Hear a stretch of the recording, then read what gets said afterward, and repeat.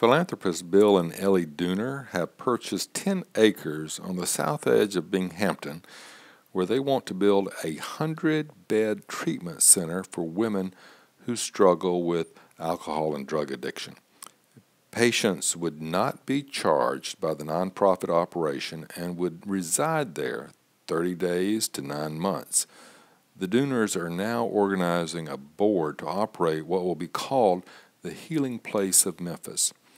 For Bill Dooner, it's all very personal.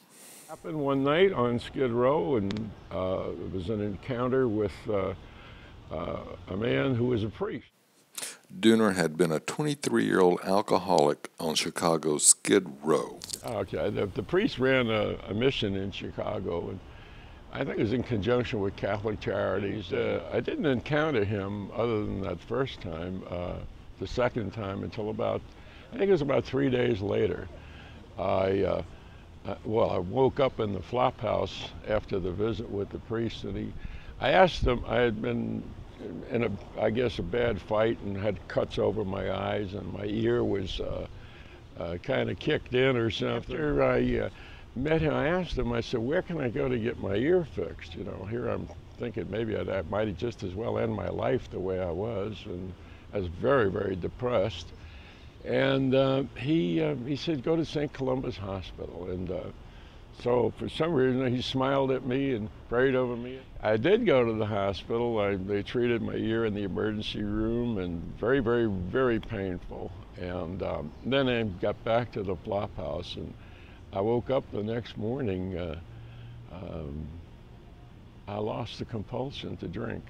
I mean, I just absolutely lost the compulsion. You couldn't bring any kind of liquor or beer or anything into the flop houses. They kind of check you for that. But anyway, I had no desire to take a drink.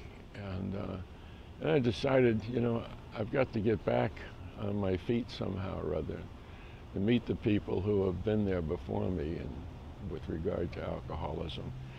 And so I went to work for Manpower, the day labor jobs that they had for $1 an hour. As I said, about 3 days later, I'd worked those few days, stayed at the flop house, went over to Catholic Charities on Desplaines Street in Chicago, and there's the priest, you know. Well, I knew that something powerful had happened in my life, and it wasn't just, I think it was just my mother's prayers back home in New York. She knew that any day she would get a phone call, and that'd be the end of it.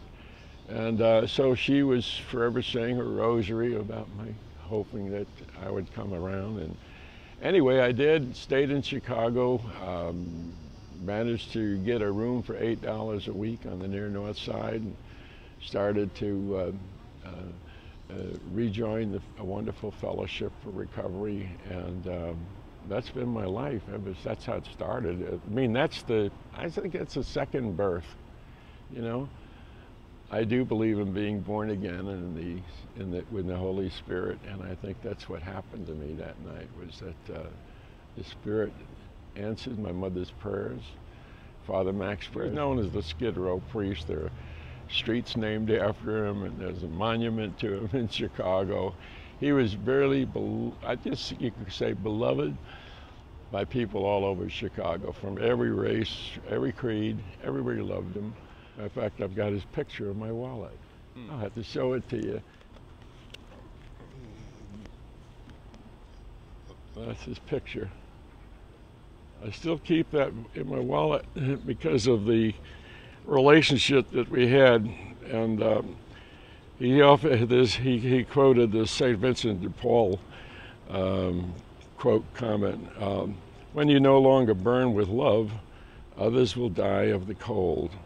Summarize any way you want to what you plan to do with the land behind us here. It's 9.6 acres. Sure. Well, I think perhaps it's a moral, personal, family decision for us in respect to this property to extend maybe some of that fellowship, not only with the priests, but those that are still suffering on Skid Row, because every town in America has its own little Skid Row.